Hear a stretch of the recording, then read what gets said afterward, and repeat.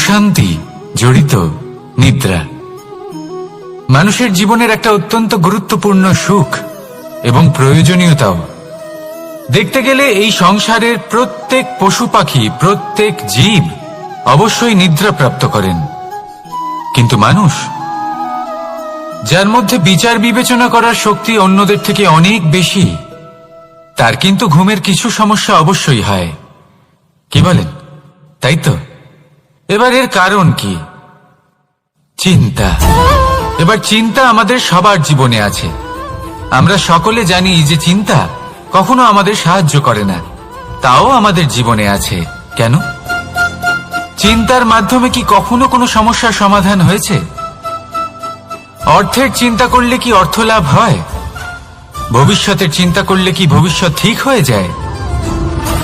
স্বাস্থ্যের চিন্তা করলে কি স্বাস্থ্য নিজে থেকেই ঠিক হয়? হয় না। তাহলে এই সব কিছু থেকে আমাদের একটা ছোট্ট শিক্ষা অবশ্যই লাভ করা উচিত। আপনিও আপনার কাঁধ থেকে চিন্তার এই বোঝা নামিয়ে ফেলুন, আর এই সব ইচ্ছে একত্রিত হয়ে আমাদের মনে চিন্তা উৎপন্ন করে। তাই এই চিন্তাগুলিকে ত্যাগ করুন, প্রকৃতির প্রেমের উপর বিশ্বাস রাখুন। মনে রাখবেন, যিনি চিন্তা মুক্ত হবেন তিনি চিতা মুক্ত হবেন। সুখের নিদ্রা প্রাপ্ত করুন, আর নিদ্রায় যাবার আগে আমার সাথে ভালোবেসে বলুন, রাধা রাধা। মহাদেব, সেই দেবতা যিনি মহান, যাকে দেবতাদের দেবতা বলা হয়, যিনি হলেন আমার আরাধ্য। কখনো আপনার মনে এই প্রশ্ন এসেছে যে শিবকেই কেন মহাদেব বলা হয়, অন্য কোনো দেবতাকে কেন বলা হয় না? সেই কারণ মহাদেবের মধ্যে, ওনার মধ্যে এমন এক বিশেষ গুণ রয়েছে যা অন্য কারণ নেই। তা হলো নিঃস্বার্থ হয়ে মানুষের সেবা করা। যদি প্রয়োজন পড়ে, যদি সৃষ্টির পথে বিনাশের কালো মেঘ ছেয়ে থাকে, তখন নিজের প্রাণের চিন্তা না করে হলাহল পান করার জন্য প্রস্তুত থাকেন মহাদেব। আর এই অদ্বিতীয় ত্যাগের জন্যই শিবকে মহাদেব বলে ডাকা হয়। এবার যদি কোনো মানুষও নিঃস্বার্থ ভাবনার দ্বারা নিজেকে অর্পণ করে দেয় এই জগতের কল্যাণের জন্য, মানুষের সেবার জন্য, তাহলে তিনিও মহাপুরুষ, মহামানব হতে পারেন। যদি কেউ অভুক্ত থাকেন, তাহলে নিজের থালা থেকে অর্ধেক খাবার তাকে দিয়ে দিন। যদি কেউ অসুস্থ হন, তাহলে তাকে সেবা করার, চিকিৎসা করার চেষ্টা করুন। এই জীবন শুধু নিজের জন্য নয়, অন্যদের প্রতি, সমস্ত সংসারের প্রতি উৎসর্গ করুন। যদি এইসব মানুষ শিখে যান, তাহলে তিনি মহাদেবের পথে অগ্রসর হতে পারেন। যদি মানুষ নিঃস্বার্থ ভাবনার দ্বারা এই সংসারের সেবা করতে শিখে যান, তাহলে তিনি নিশ্চিত রূপে মহামানব অবশ্যই হতে পারবেন। আসুন আমার সাথে ভালোবেসে বলুন, রাধা রাধা। স্বর্ণ, হিরে, মুক্ত, মানিক, এই সব কিছুকে আগে পাথর বলা হতো। তাহলে এমন কি হলো যে এদের রত্ন বলা হয়? আর রত্ন তা বাস্তবে আসলে কি? এটা হলো সেই পাথর যাকে আগে আগুনের তাপ সহ্য করতে হয়েছে, পরখ করা হয়েছে, যাচাই করা হয়েছে, এদের কাটার চেষ্টা করা হয়েছে, কিন্তু তারা কখনোই নষ্ট হয়নি, বরং তারা আরো উদ্ভাসিত হয়েছে, আরো উজ্জ্বল হয়েছে, এই সংসারে আরো প্রকাশ ছড়িয়ে দিয়েছে। সেই জন্য এরা হলো এত অমূল্য, সেই জন্য এরা হলো বহুমূল্য, সেই জন্য এদের রত্ন বলা হয়। এবার মানুষের কাছেও এই নির্বাচনের অধিকার রয়েছে যে আমরা শুধু পাথর হয়ে থাকব নাকি রত্ন হয়ে থাকব। কিভাবে? আমাদের জীবনেও অনেক সমস্যা রয়েছে, বাধা আছে, বিপত্তি আছে। আমরা সেই বাধার তাপে উত্তপ্ত হই, এই সমস্যা আমাদের কাটার চেষ্টা করে। অনেক মানুষ বিভিন্ন পরিস্থিতি আমাদের ভাঙার চেষ্টা করে, কিন্তু আমাদের নষ্ট হলে চলবে না।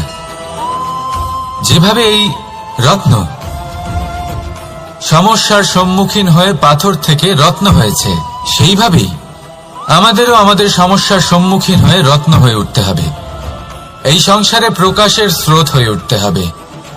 তাহলে এটাই করুন, আর আমার সাথে ভালোবেসে বলুন, রাধা রাধা।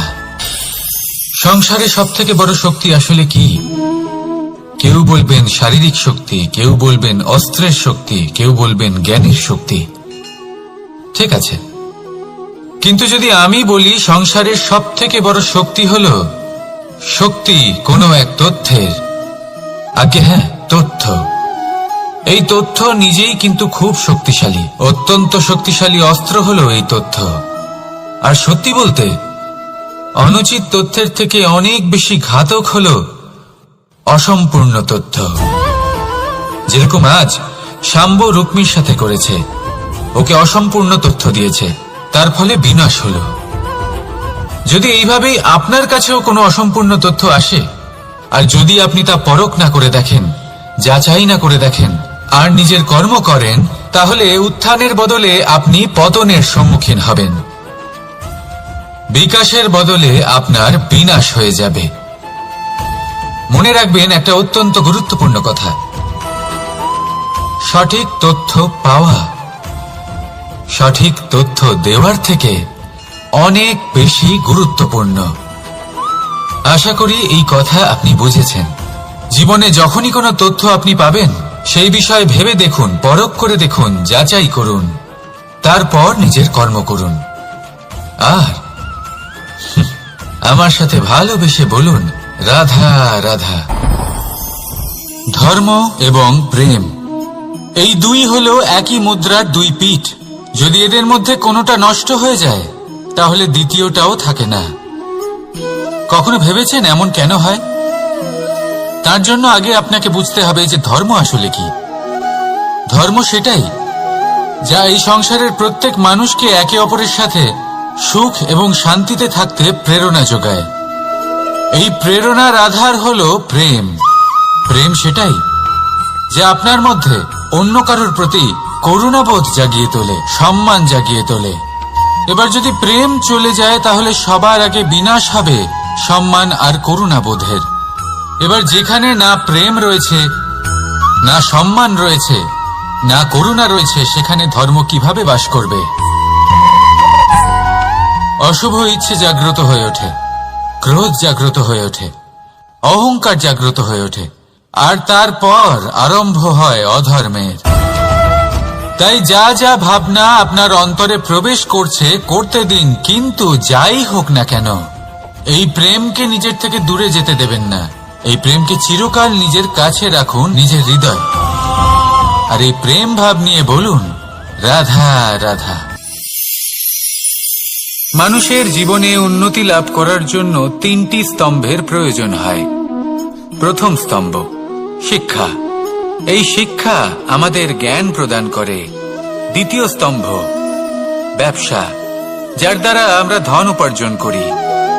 তৃতীয় স্তম্ভ হলো আমাদের ঈশ্বর, আমাদের ইষ্ট। এনার সাথে যদি আমরা জুড়ে থাকতে পারি, তাহলে এমন একটা মানসিক বল আপনি লাভ করবেন যেটা এই সংসারে আর কোথাও পাওয়া সম্ভব নয়। কিন্তু মানুষ অনেক সময় জীবনে এই তিনটি স্তম্ভ লাভ করা সত্ত্বেও সামনে অগ্রসর হতে পারেন না। তখনও জীবনে কঠিন পরিস্থিতি আসতেই থাকে। এমনটা ঠিক কেন হয়? কারণ সে জীবনে এই তিনটি স্তম্ভ লাভ করে নেয়, জীবনে প্রয়োগও করে, কিন্তু তার ভিতের কথা সে ভুলেই যায়। যেমন প্রথম স্তম্ভ অর্থাৎ শিক্ষা। এই শিক্ষার আধার হলো শুভ চেতনা।